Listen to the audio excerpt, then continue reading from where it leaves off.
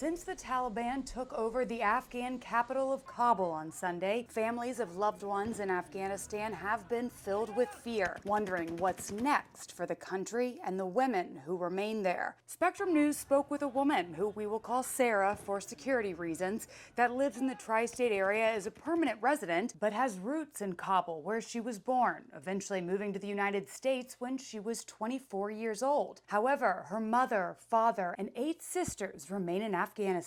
They are a target right now. Sarah believes that her family is being specifically targeted by the Taliban because of her mother's work as a professor, advocating for women's rights, something that Sarah worries will be extinguished under Taliban rule. For people like my mother, they have to just live day by day. They don't know when they will get discovered and when they'll get shot or made an example in front of other women, so they stay home and be scared. If they could survive it, there's no life for them anymore. There will be the mundane of waking up and eating and going back to bed. So many talents wasted, so many lives wasted behind the doors. According to the Associated Press, the Taliban vowed Tuesday to respect women's rights, with their spokesman promising they would honor women's rights within the norms of Islamic law without elaborating. Sarah says she's skeptical about the group's alleged promises. I do not believe it. Maybe they are saying that to save face in the international community for now. I do not believe a person with that kind of ideology would go to an office and listen to a woman. News that the Taliban is once again in charge has her worrying that things will return to the Taliban's strict form of Islamic rule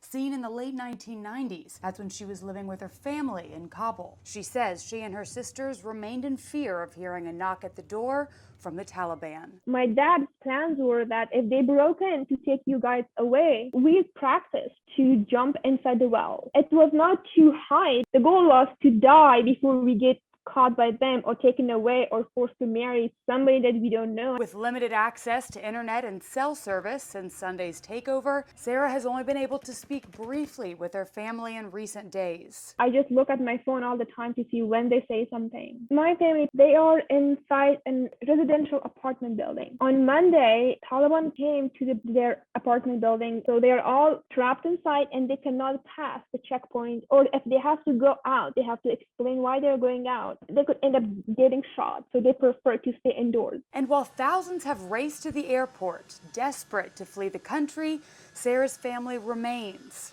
waiting, worrying, and wondering what the future holds for Afghanistan and the women within its borders. For Spectrum News, I'm Jordan Valines.